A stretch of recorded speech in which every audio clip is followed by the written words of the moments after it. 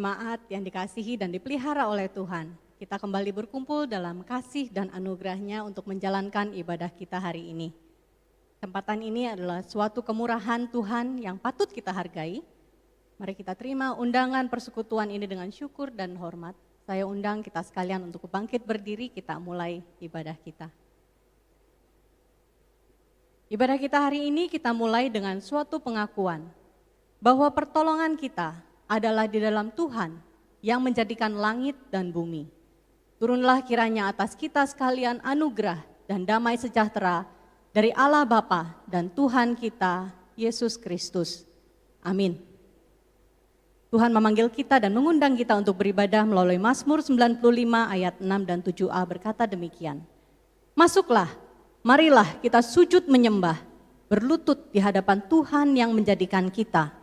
Sebab dialah Allah kita dan kitalah umat gembalaannya dan kawanan domba tuntunan tangannya. Jemaat sekalian, marilah kita pujikan dan aminkan bahwa Allah Bapa, Yesus Kristus dan Roh Kudus hadir dimanapun kita berada. Dalam gereja ini, dalam rumah kita, dan bahkan dalam diri kita masing-masing. Kita pujikan Allah Bapa hadir dalam bait suci-Nya.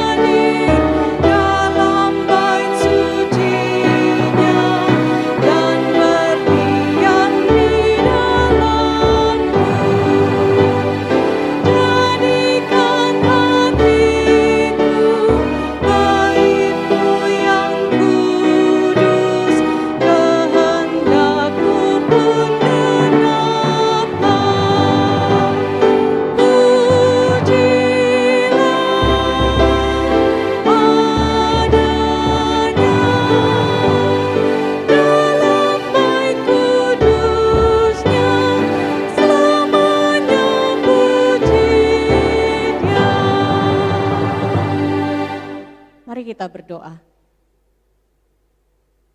Tuhan, kami kembali datang dengan penuh ucapan syukur.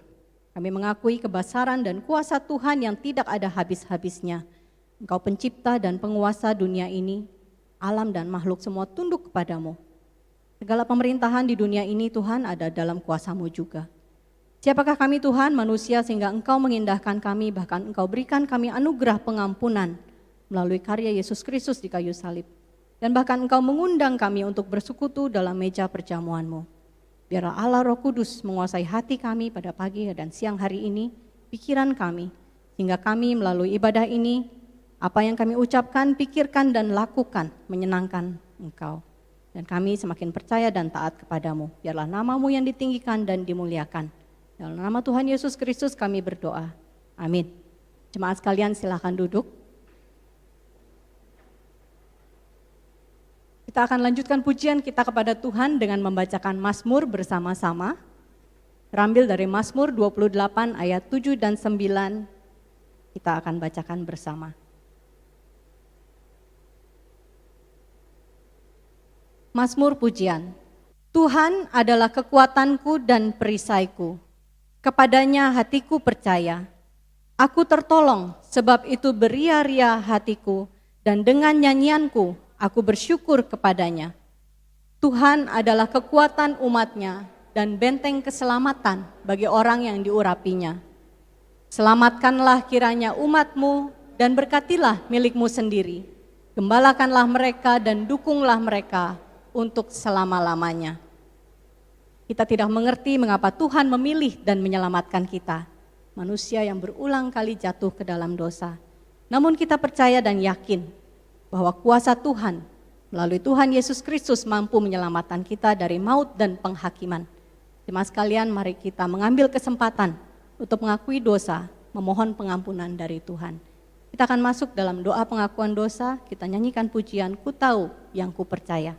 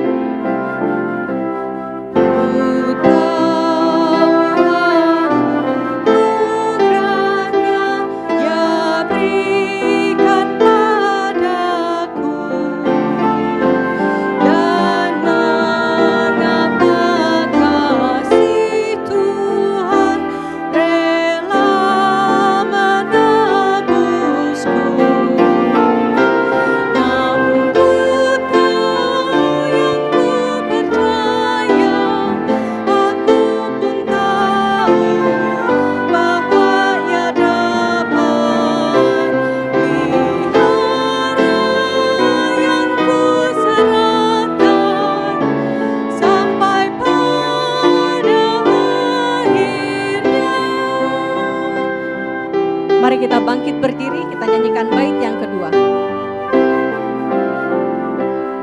Roh Kudus yang menyadarkan semua dosaku,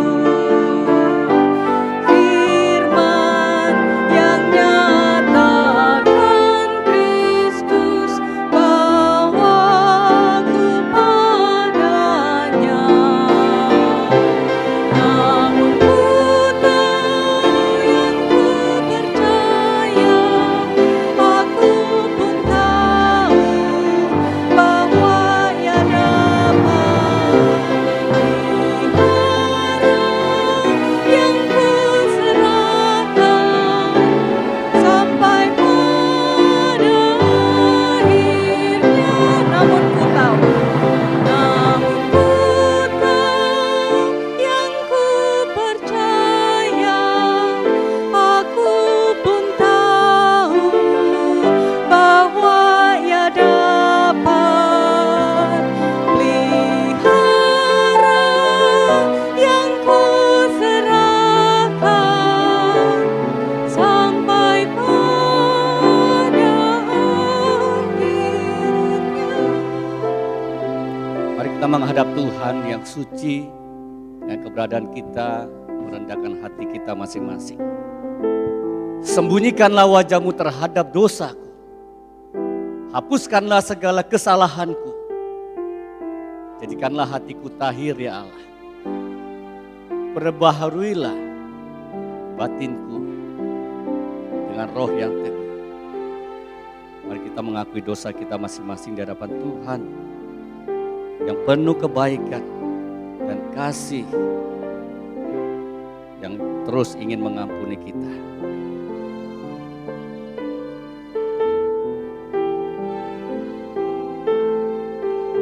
Bapa yang baik, walaupun firman-Mu dengan tegas dalam Yesaya pasal 1, 2, sampai 3 melukiskan kami adalah orang-orang yang durhaka, diasuh, dibesarkan kami kurang ajar dan meninggalkan Tuhan. Seperti umat-Mu, seperti lembu yang mengenal pemiliknya, keledai mengenal palungan di mana majikannya memberi makanan. Kami umat Tuhan tidak mengenal kasih setia Tuhan dan jauh dari kasih Tuhan yang Tuhan sudah nyatakan pada kami. Ampuni kami Tuhan.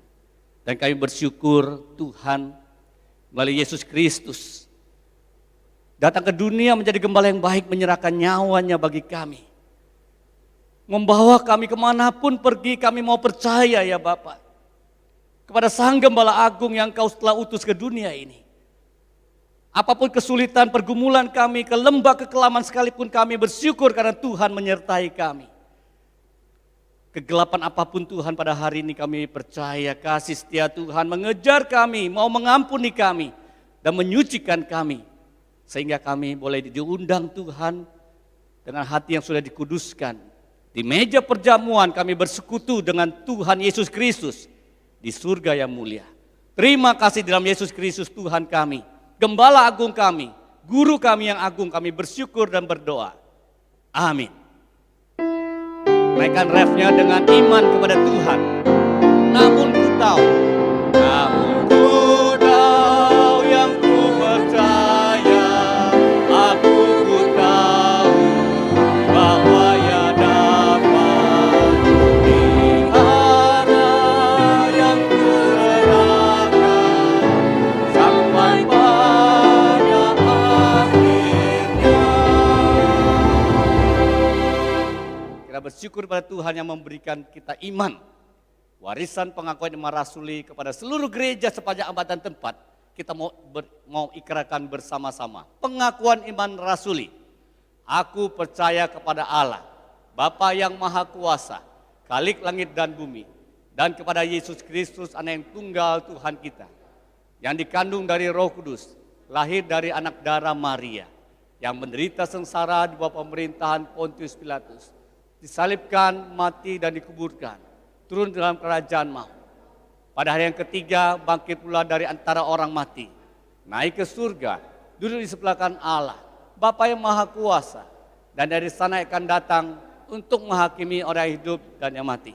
Aku percaya kepada Roh Kudus, gereja yang kudus dan am, persekutuan orang kudus, pengampunan dosa, kebangkitan tubuh dan hidup yang kekal. Amin. Jemaat dipersilakan duduk kembali.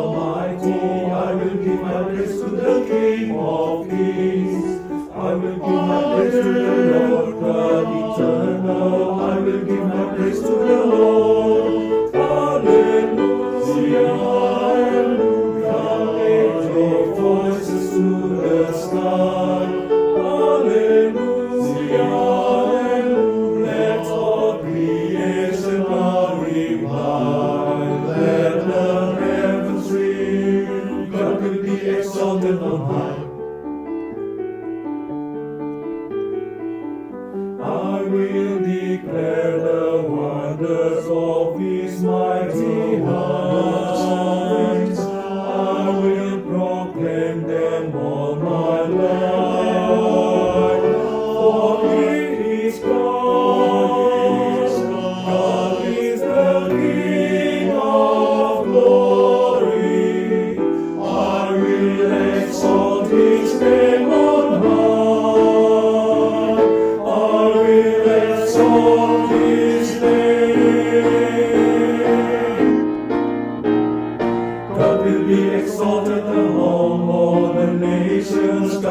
be exalted in all the earth. God will be exalted among all the people. God will be exalted on high. Hallelujah, hallelujah. Lift your voices to the sky.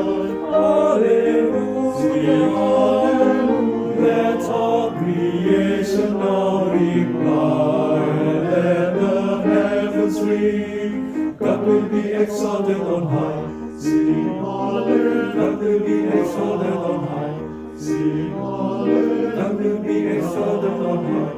Sing hallelujah. God will be exalted on high. Sing hallelujah. God will be exalted on high. God will be exalted on high.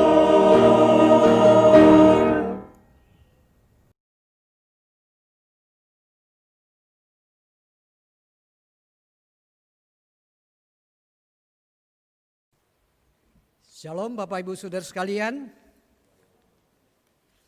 Kita bersyukur untuk pujian yang begitu indah yang disampaikan oleh paduan suara Adevos. Biarlah pelayanan mereka jadi berkat bagi banyak orang. Pada pagi hari ini kita akan bersama-sama merenungkan sebuah tema. Paradoks pemuridan. Kemenangan melalui kehilangan. Mari kita bersama-sama kita akan membuka Matius pasal 10 ayat 34 sampai 39. Matius pasal 10 ayat 34 sampai 39. Demikianlah sabda firman Tuhan. Yesus membawa pemisahan. Bagaimana mengikut Yesus? Jangan kamu menyangka bahwa aku datang untuk membawa damai di atas bumi. Aku datang bukan untuk membawa damai, melainkan pedang. Sebab aku datang untuk memisahkan orang dari ayahnya, anak perempuan dari ibunya, menantu perempuan dari ibu mertuanya. Dan musuh orang ialah orang-orang seisi rumahnya. Barang siapa mengasihi bapaknya atau ibunya lebih daripadaku, ia tidak layak bagiku. Dan barang siapa mengasihi anaknya, laki-laki atau perempuan, lebih daripadaku, ia tidak layak bagiku.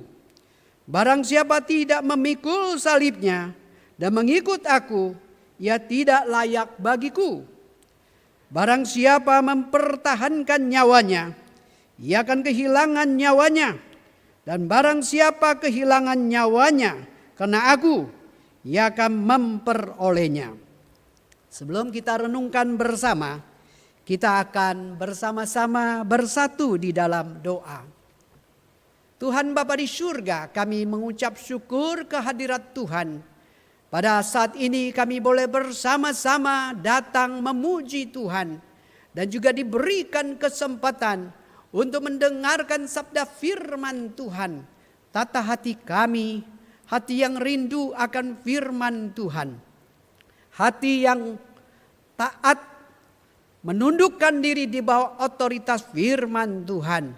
Sehingga firman Tuhan boleh berbicara, bersabda, dan mengingatkan, menegur, menghibur, menguatkan kami sekalian. Kami serahkan hamba-Mu yang akan menguraikan firman Tuhan. Dan juga berkati setiap kami yang mendengarkan sabda firman Tuhan. Demi Kristus Yesus kami telah berdoa bersama-sama. Amin. Bapak Ibu Saudara sekalian, arti kata paradoks menurut Kamus Besar Bahasa Indonesia yaitu pernyataan yang seolah-olah bertentangan dengan pendapat umum atau kebenaran, tetapi kenyataannya mengandung kebenaran. Contohnya saudara sekalian, ada satu ungkapan dalam tubuh tuanya mengandung semangat muda yang membara. Kedua kata yaitu tua dan muda sepertinya saling bertentangan.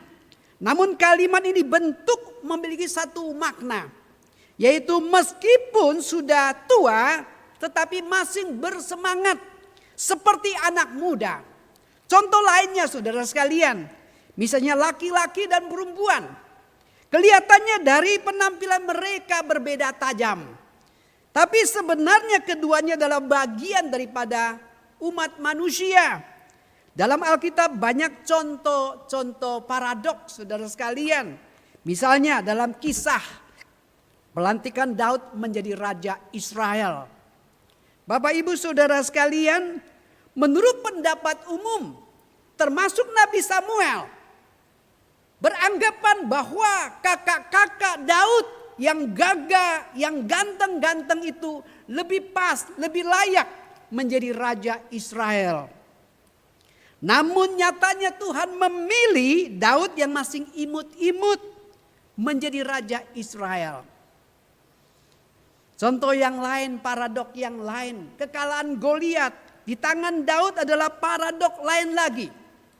Bayangkan Daud yang masih muda dengan sebutir batu kecil membunuh Goliat. Raksasa dengan badan kurang lebih 3 meter saudara sekalian, dengan perlengkapan senjata yang lengkap.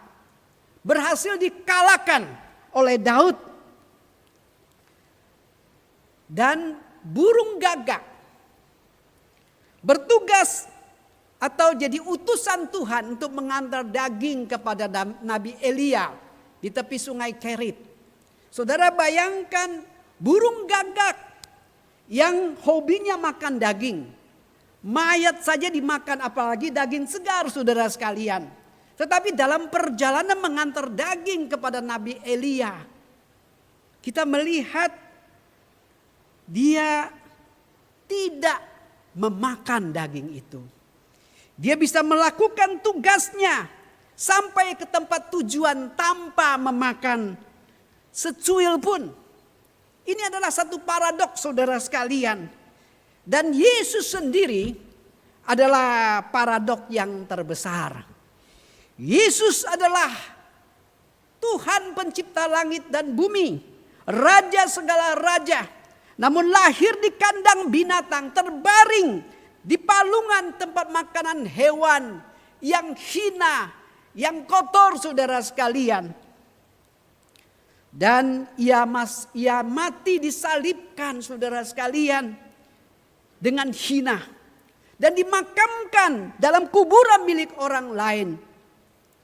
Bagaimana kita melalui Matius pasal 10 ayat 34 sampai 39 memahami paradok pemuridan.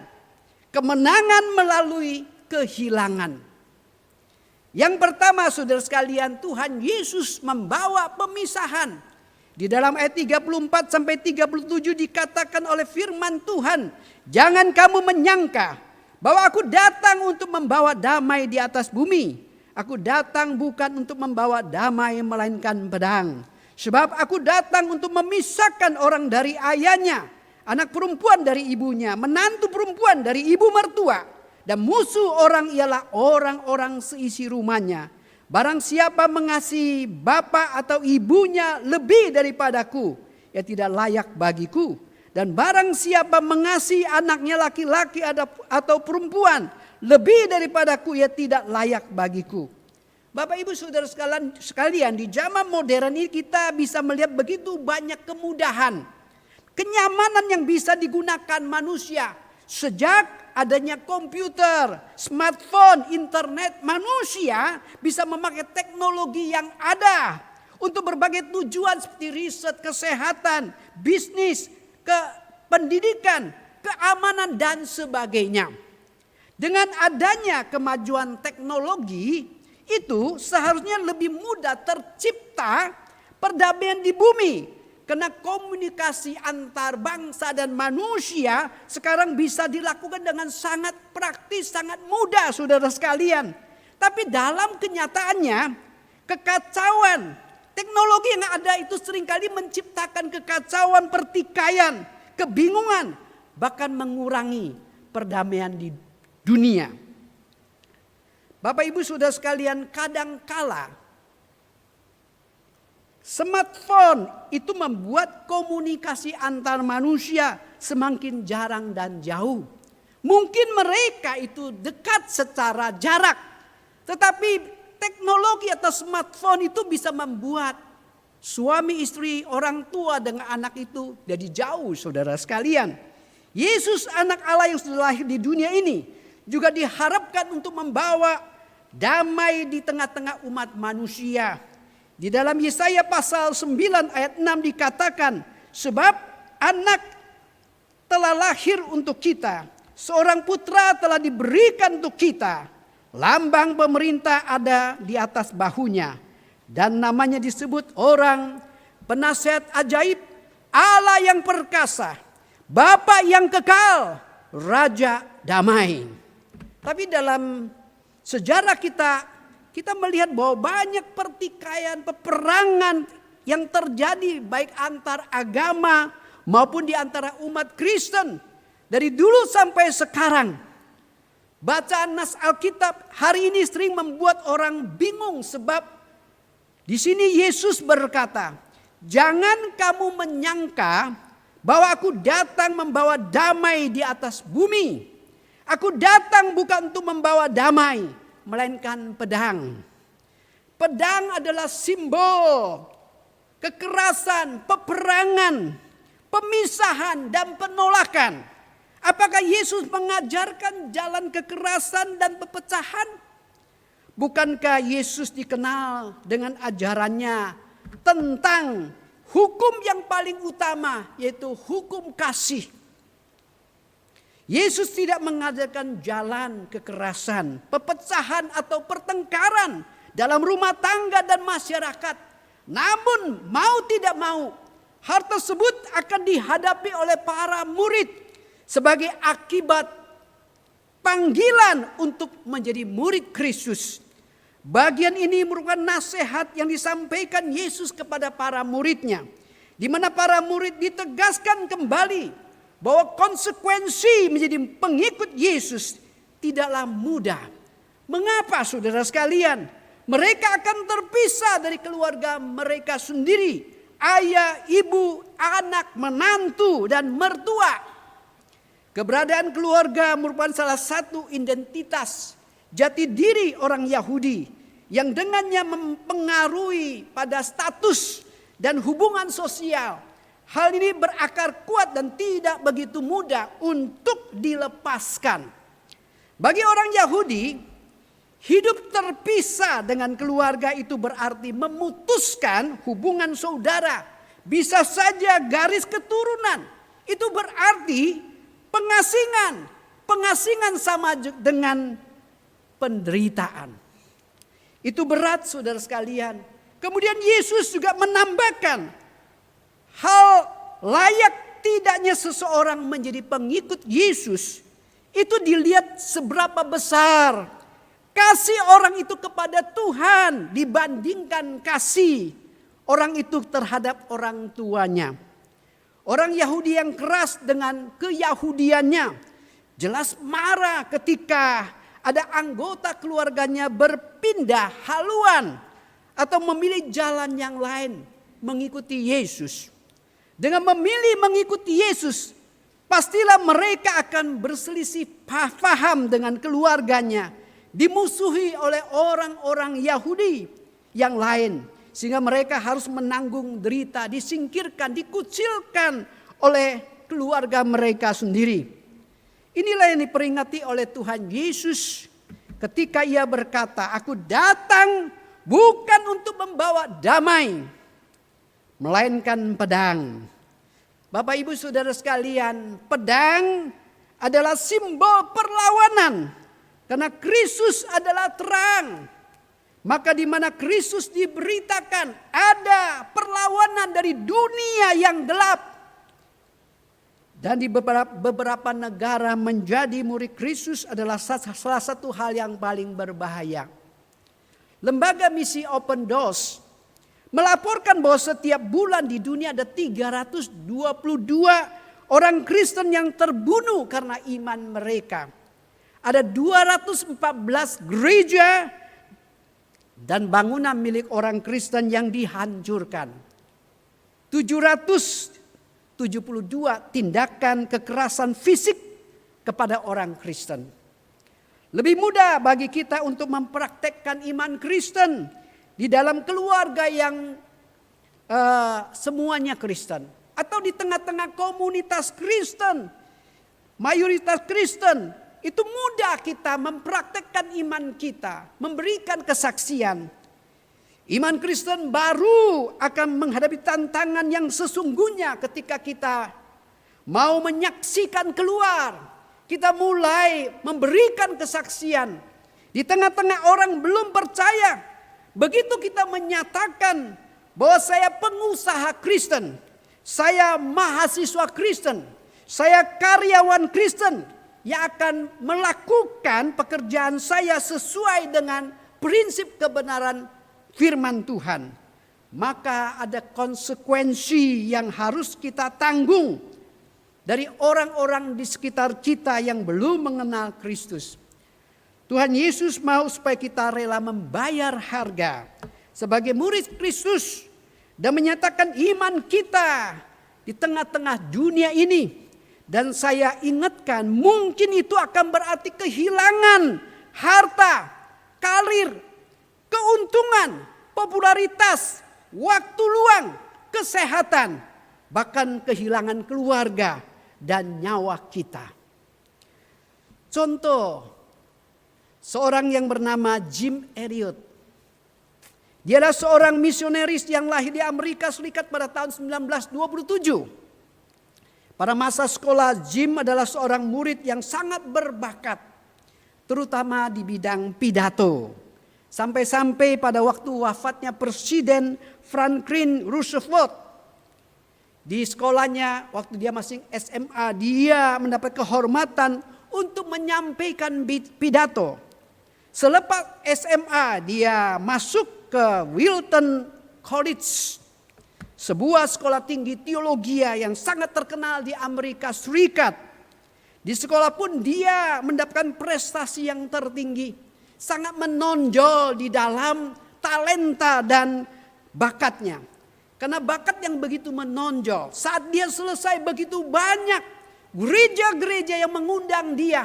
Dan menawarkan pelayanan kepada Jim Elliot ini. Bahkan ada yang menawarkan pelayanan pemuda. Ya, dia anggap ini paling cocok untuk Jim Elliot. Tetapi saudara sekalian, ia memilih untuk melayani sebagai misionaris. Setelah menikah dengan istrinya yang bernama Elizabeth, mereka pun bersama-sama studi bahasa sebagai persiapan untuk melayani di Ekuador. Setelah tinggal berapa lama di Ekuador, dia mendengar bahwa ada salah satu suku Indian yang belum terjangkau di Injil. Terjangkau Injil yaitu suku Indian Huaorani.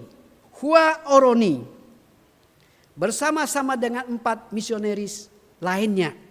Mereka melakukan pendekatan selama kurang lebih 3 bulan.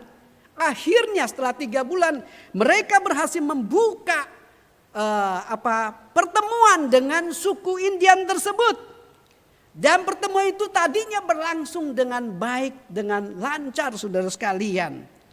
Tapi entah mengapa tiba-tiba orang-orang Indian itu marah. Kemudian membunuh kelima misionaris tersebut. Berita terbunuhnya kelima misionaris ini menjadi sensasi di Amerika Serikat. Bahkan majalah Life sampai memuat artikel sepanjang 10 halaman. Pada tahun 1956, Jim Elliot yang menolak kesempatan pelayanan di Amerika Serikat demi melayani sebuah suku di daerah yang terpencil. Dia terbunuh, meninggal pada usia 29 tahun. Meninggalkan seorang istri dan seorang anak perempuan yang baru berusia 10 bulan. Saudara sekalian, melihat jalan hidupnya seperti ini, apa yang ada di benak kita? Apa yang ada di benak orang-orang banyak? Ada orang itu mengatakan ini menyia-nyiakan hidupnya yang begitu potensial. Belum seorang pun diselamatkan, dia sudah mati. Bahkan ada yang mengatakan ini mati konyol. Mengapa anaknya masih kecil harus pergi ke hutan untuk memberitakan Injil kepada suku yang masih biadab? Mengapa tidak melayani di Amerika Serikat, di kota-kota besar saja? Di dalam salah satu jurnal pribadinya, Jim Elliot menuliskan, "He is no food who give what he cannot keep to gain what he cannot lose." Orang yang melepaskan apa yang bisa hilang untuk mendapatkan apa yang tidak bisa hilang bukanlah orang yang bodoh. Walaupun harus kehilangan seluruhnya, kenyamanan hidup di Amerika Serikat, berpisah dengan istri dan anaknya, bahkan harus kehilangan nyawanya dengan cara yang kelihatannya sia-sia. Karena belum mempertobatkan satu orang pun. Tetapi Jim tahu bahwa seorang murid Kristus tidak boleh takut untuk kehilangan segalanya. Karena Kristus telah memberikan jaminan kemenangan yang kekal. Melalui ayat ini kita belajar bahwa hidup seperti yang dijalani oleh Jim Elliot bukanlah hidup yang ekstrim, yang abnormal, tetapi sebenarnya merupakan tuntutan Tuhan Yesus bagi semua murid, termasuk saudara dan saya. Bagian yang kedua, murid harus memikul salib. Ayat 38-39, barang siapa tidak memikul salibnya dan mengikut aku, ia tidak layak bagiku. Barang siapa mempertahankan nyawanya, ia akan kehilangan nyawanya. Dan barang siapa kehilangan nyawanya, karena aku, ia akan memperolehnya. Salib bagi orang Yahudi adalah tanda kehinaan, penghukuman, kutukan. Dan itu berarti penderitaan yang amat sangat. Tetapi bagi orang percaya, salib adalah kemenangan, penggenapan dari seluruh rancangan karya keselamatan Allah. Salib jadi benang merah sejak perjanjian lama, di mana keturunan perempuan akan menghancurkan ular dengan tumitnya. Bapak ibu saudara sekalian, sedangkan pikul salib itu bukan sekedar mengalami penderitaan. Misalnya sakit COVID, banyak hutang atau punya pasangan yang kasar. Penderitaan bisa bermacam-macam sebab bisa akibat kesalahan sendiri, kejahatan orang lain atau kejadian alam. Tetapi pikul salib adalah mengalami penderitaan sebagai konsekuensi menjadi murid Kristus. Pikul salib adalah mengalami penderitaan sebagai konsekuensi menjadi murid Kristus. Bagi seorang yang hidup di abad pertama, sekali lagi saya katakan salib hanya dapat diartikan kematian dengan cara yang paling memalukan dan mengenaskan yang pernah diciptakan oleh manusia. 2000 tahun kemudian orang Kristen melihat salib sebagai tanda penebusan yang kita junjung tinggi. Melihat sebagai pengampunan, karunia atau anugerah dan kasih. Tetapi pada zaman Yesus, sekali lagi salib mewakili kematian yang sangat menyiksa. Karena orang Romawi sengaja memakai hukuman salib untuk mempermalukan orang-orang yang dianggap penjahat. Orang-orang non-Romawi, saudara sekalian. Jadi ajakan untuk memikul salib dan mengikut aku bermakna bahwa kita siap mati demi mengikuti Yesus. Ini yang diartikan mati kepada kehendak pribadi, ialah panggilan untuk berserah sepenuhnya. Bapak ibu saudara sekalian, setiap kali Yesus memerintahkan memikul salib, ia berkata barang siapa mempertahankan nyawanya, ia akan kehilangan nyawanya. Barang siapa kehilangan nyawanya karena aku, ia akan memperolehnya. Apa sebenarnya yang dimaksud kehilangan nyawa? Kalimat dalam teks bahasa Inggris diterjemahkan loses his life, kehilangan hidup. Kata kehilangan nyawa ini dalam teks aslinya adalah apolesas ten suken.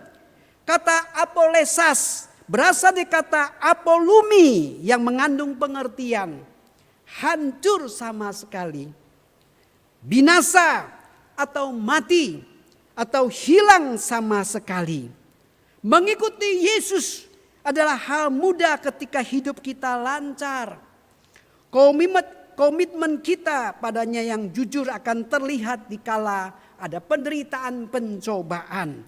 Yesus memastikan bahwa semua pengikutnya akan menghadapi penderitaan dan pencobaan. Pemuridan mensyaratkan pengorbanan. Jika Anda sedang berpikir tentang memikul salib, pertimbangkan pertanyaan-pertanyaan sebagai berikut. Apakah Anda siap mengikut Yesus? Jika ini berarti diasingkan keluarga, apakah Anda siap mengikut Yesus? Jika berarti reputasi Anda rusak, apakah Anda siap mengikut Yesus jika itu berarti kehilangan pekerjaan? Apakah Anda siap mengikut Yesus jika itu berarti kehilangan nyawa Anda? Komitmen pada Kristus berarti menanggung salib setiap hari.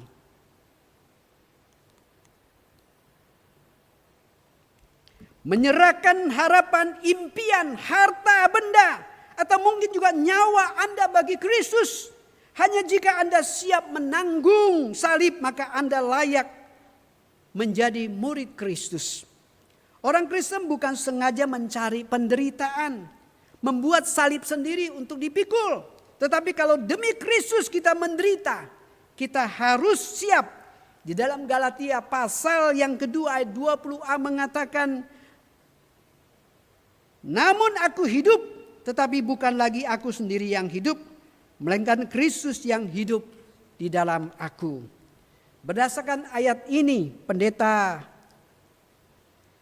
E.W. Tozer, seorang pendeta dan menulis buku Spiritualitas Kristen, mengatakan bahwa hidup Kristen lebih dari sekedar diselamatkan dari dosa, hidup bahagia menunggu saat dijemput ke surga. Kristus tidak mati di kayu salib hanya untuk menyelamatkan manusia dari neraka, tapi juga supaya semua orang percaya menyatu dengan Dia, menjalani hidup yang penuh penyerahan diri sebagaimana Kristus.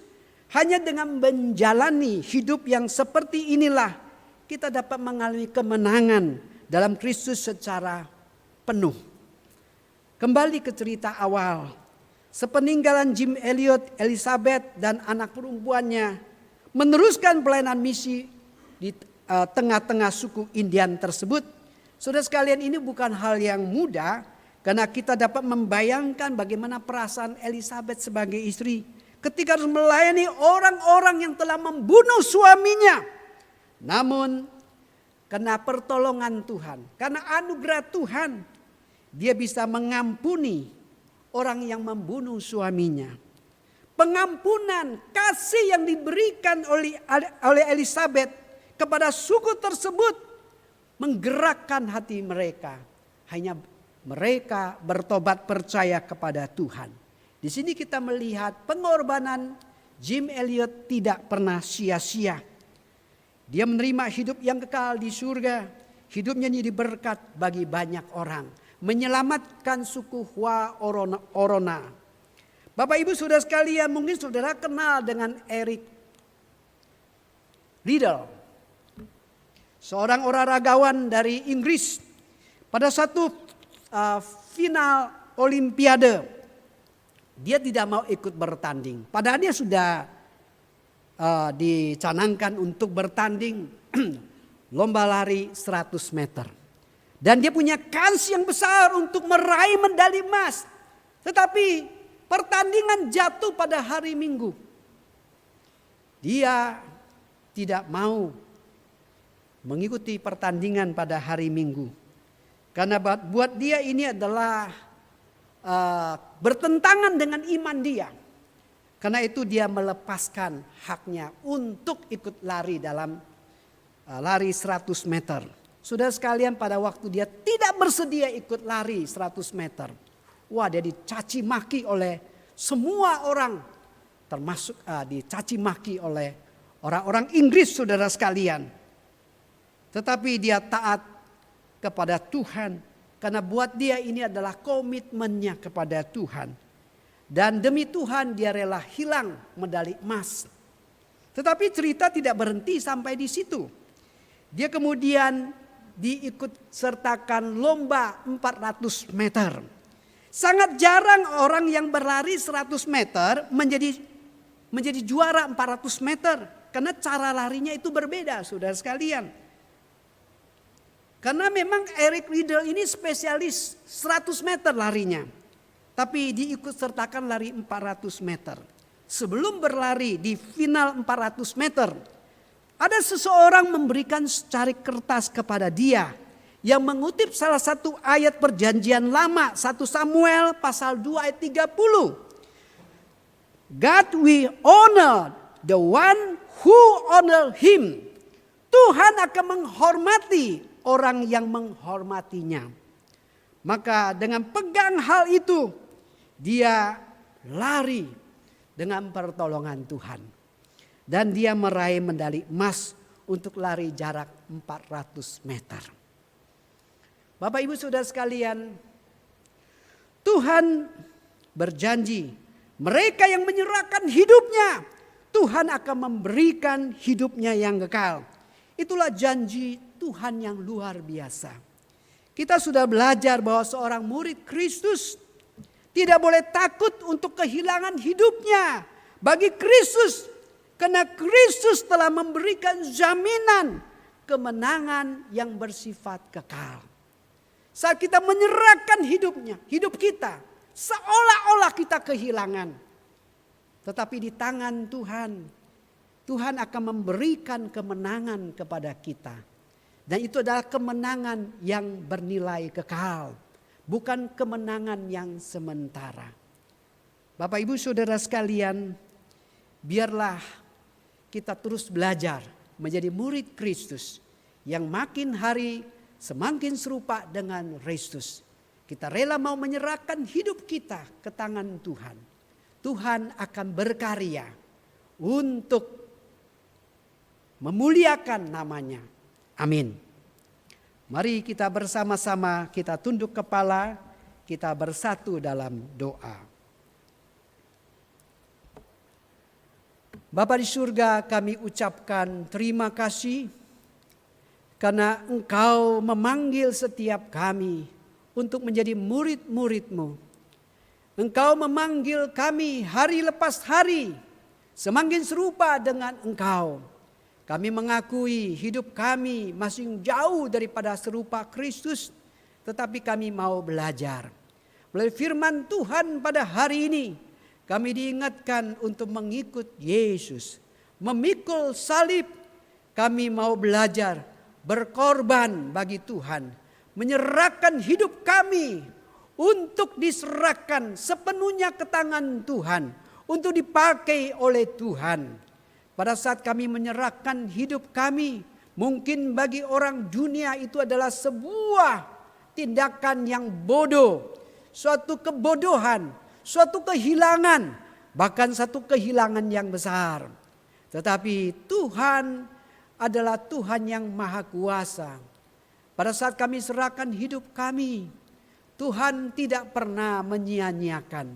Tuhan akan membawa suatu kemenangan yang besar, kemuliaan bagi nama Tuhan. Tuhan berkati kami sekalian. Di tengah-tengah dunia yang penuh dengan pencobaan, godaan, tantangan dan pergumulan. Biar kami mau terus belajar menjadi murid Kristus Yesus yang hari lepas hari semakin serupa dengan Engkau. Berkati kami sekalian. Demi Kristus Yesus kami telah berdoa bersama. Amin. Saatnya kita meresponi berkat yang telah Tuhan curahkan kepada kita dalam memberikan persembahan. Bapak Ibu Saudara sekalian bisa memberikan melalui QR Code yang ditayangkan. Dan kiranya pujian yang akan kita nyanyikan menjadi komitmen kita untuk menjadi saluran berkat dan kasih Tuhan kepada sesama kita. Kita nyanyikan pujian menyatakan kasih-Nya.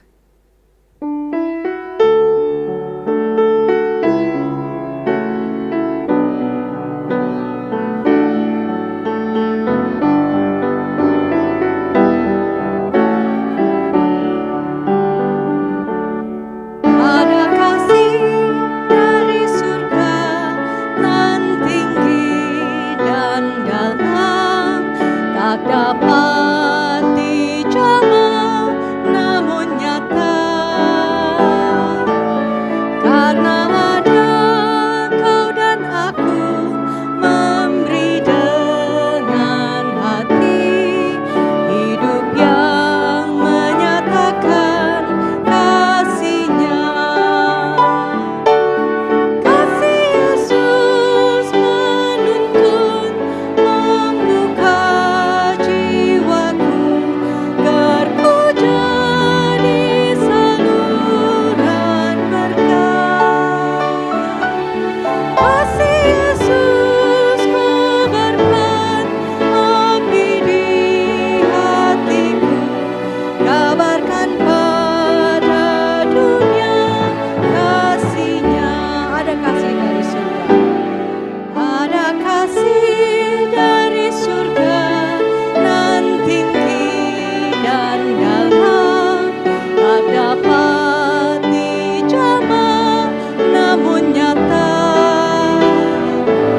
karena ada Kau dan aku memberi dengan hati hidup yang menyatakan kasih-Nya. Kasih Yesus menuntun membuka jiwaku, agar ku jadi saluran berkat. Kasih Yesus kobarkan api di hatiku, kabarkan pada dunia kasih-Nya. Mari kita bersama-sama kita bersatu dalam doa. Bapa di surga, kami ucapkan terima kasih. Engkau memberikan kami kesempatan untuk bersama-sama memberikan persembahan. Kami sadar bahwa semua yang kami miliki itu berasal daripada Tuhan. Kami hanya sekedar mengembalikan sebagian kecil daripada yang kami miliki kepada Tuhan, dengan satu harapan supaya apa yang telah kami persembahkan dapat dipakai untuk meluaskan kerajaan Tuhan, untuk memuliakan Tuhan. Tuhan, biar Engkau senantiasa mengajar kami, bukan hanya memberikan harta kami, bahkan memberikan tenaga kami, memberikan akan waktu kami, memberikan seantero hidup kami, untuk kami persembahkan bagi Tuhan. Tuhan, Engkau kiranya memberkati tangan-tangan yang sudah memberi. Kami juga bersyukur Engkau sudah memimpin perjamuan kudus pada hari ini.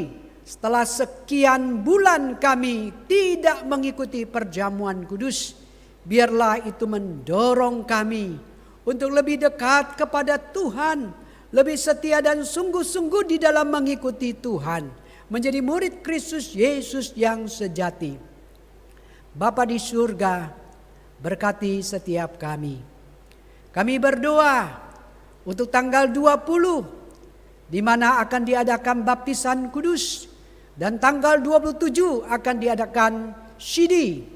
Tuhan kiranya menata, mempersiapkan hati saudara-saudara kami yang sudah mengikuti kelas katekisasi, yang siap untuk dibaptis atau di-Shidi. Biarlah melalui baptisan dan Shidi menjadikan mereka lebih sungguh-sungguh menjadi murid Kristus Yesus, hidup sesuai dengan iman mereka, hidup menjadi orang Kristen yang handal, yang memiliki integritas yang baik. Bapa di surga, kami berdoa dan menyerahkan juga 1 bulan lagi akan diadakan satu transisi atau satu peneguhan gembala yang baru. Di masa-masa transisi ini, mohon Tuhan memimpin memberkati akan pendeta Timotius Wu yang tanggal 4 Oktober akan diteguhkan menjadi gembala baru di GKI Puri Indah.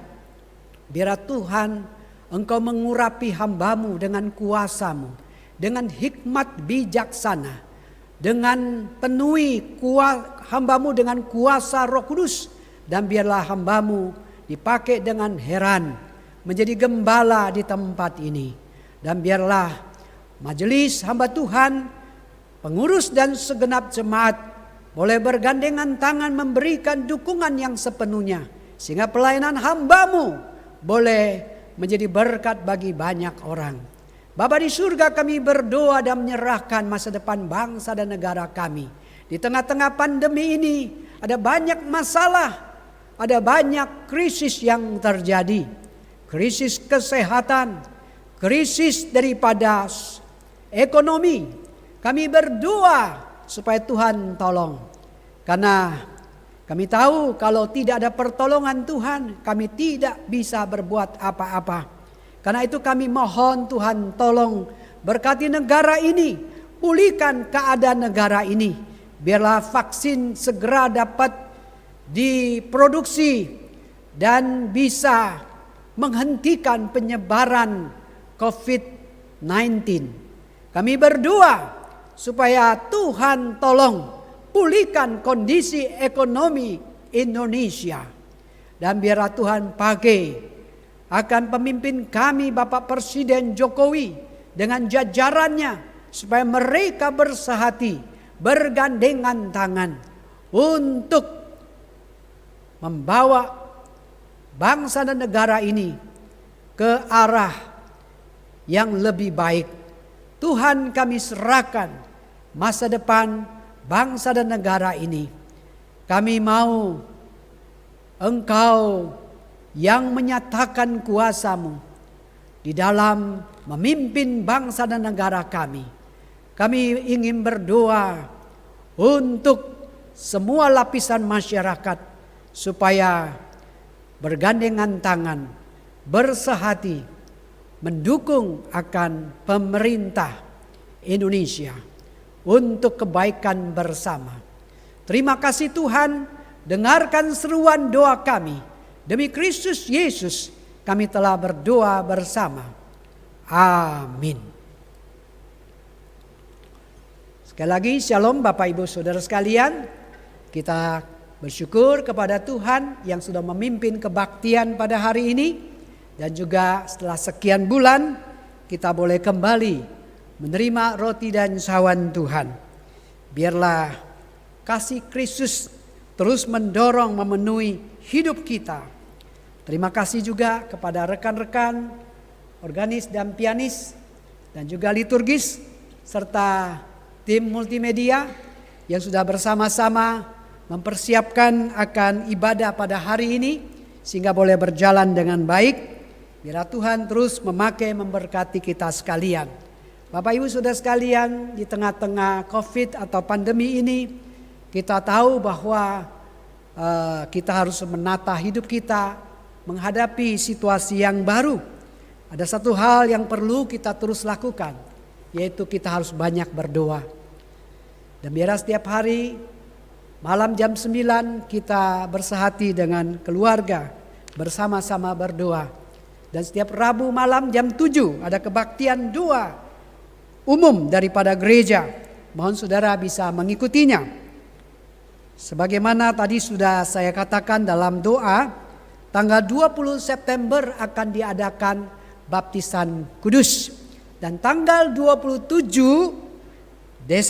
September akan diadakan CD saudara sekalian.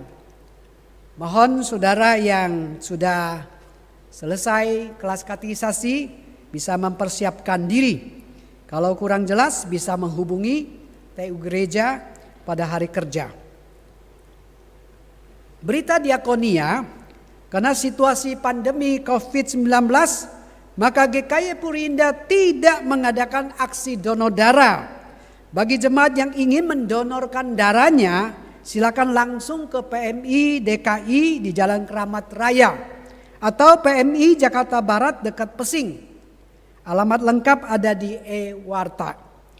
Gereja dapat memfasilitasi transportasi untuk kelompok atau sejumlah jemaat yang mau mendonorkan darahnya.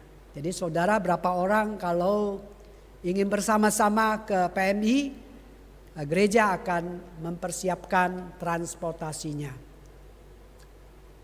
Berita pernikahan akan diadakan pemberkatan pernikahan saudara Andreas Chan dengan saudari Irene Anggono pada hari Sabtu tanggal 12 September jam 10 pagi. Mohon saudara mendoakan segala persiapan daripada pernikahan ini. Dan berita sukacita atau berita kelahiran, keluarga Bapak Andreas Dharma Putra dan Ibu Clarissa Santoso telah dikaruniai putra yang pertama pada tanggal 26 Agustus.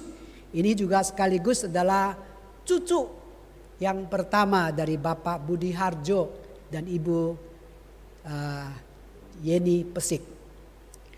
Dan keluarga Bapak Stefanus dan Ibu Putri telah dikaruniai putra yang pertama pada tanggal 3 September. Ya, puji Tuhan, ibu dan anak dalam keadaan sehat. Mari kita bersama-sama kita bangkit berdiri.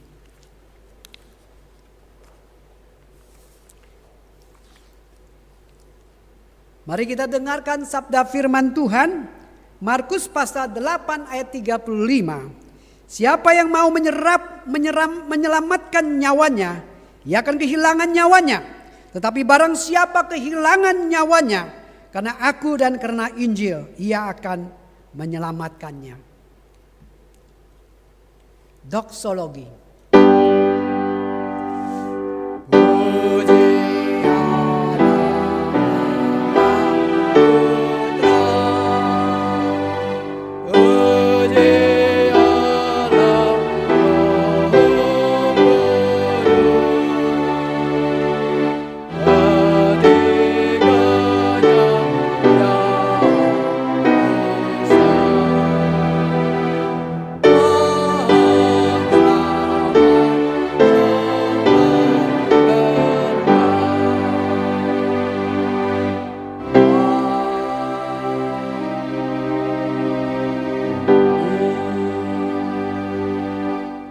Bapak Ibu Saudara sekalian, setelah kita mengikuti kebaktian dan juga perjamuan kudus, mari kita tunduk kepala untuk menerima berkat dari Tuhan.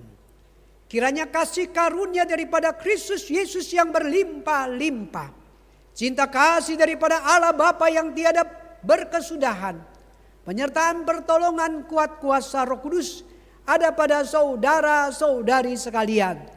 Dari saat ini sampai selama-lamanya. Amin.